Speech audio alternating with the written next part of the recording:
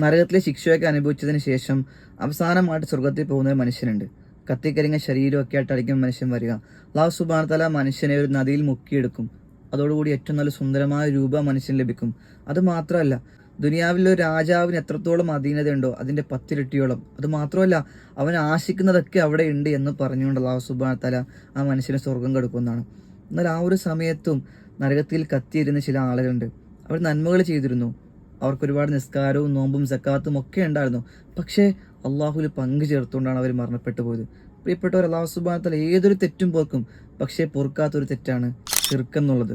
അള്ളാഹുവിന് പുറമെ അവന്റെ സൃഷ്ടികളെ വിളിച്ച് പ്രാർത്ഥിക്കാം, മരിച്ചു പോയിട്ടുള്ള മഹാന്മാരെ വിളിച്ച് സഹായം ചോദിക്കാം, അവന്റെ കഴിവുകളൊക്കെ സൃഷ്ടികൾക്ക് വകവെച്ചു കൊടുക്കാം. അങ്ങനെ അവനിൽ പങ്കു ചേർത്തുകൊണ്ട് തൗബ ചെയ്യാണ്ടൊരാൾ മരണപ്പെട്ടു പോയാൽ അവനിക്ക് സ്വർഗം നിഷിദ്ധമാണ്, അവനിക്ക് നരകം ഫർളാണ്.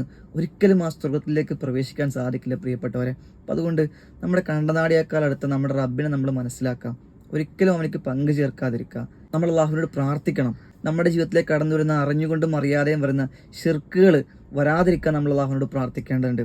അത്തരത്തിലൊരു പ്രാർത്ഥന നബി സ്വല്ലല്ലാഹു അലൈഹി വസല്ലം പഠിപ്പിക്കുന്നുണ്ട്. അല്ലാഹുമ്മ ഇന്നി അഊദു ബിക അൻ ഉശ്രികക വ അനാ അഅലം വ അസ്തഗ്ഫിറുക ലിമാ ലാ അഅലം. എന്നിൽ ഞാൻ അറിഞ്ഞുകൊണ്ട് പങ്കു ചേർക്കുന്നത് തൊട്ട് നിന്നോട് ഞാൻ രക്ഷ നേടുന്നു. അതോടൊപ്പം അറിയാതെ എന്നിലുണ്ടാകുന്ന ശിർക്കുകളെ തൊട്ട് നിന്നോട് ഞാൻ പാപമോചനം തേടുന്നു എന്നുള്ള പ്രാർത്ഥന പ്രിയപ്പെട്ടവരെ നമ്മൾ പ്രാർത്ഥിക്കാം. അല്ലാഹു സുബ്ഹാനഹു വ തആല യഥാർത്ഥ തൗഹീദ് മനസ്സിലാക്കിക്കൊണ്ട് ഏറ്റവും നല്ല നിലയിൽ ജീവിക്കാൻ തൗഫീക്ക് നൽകട്ടെ.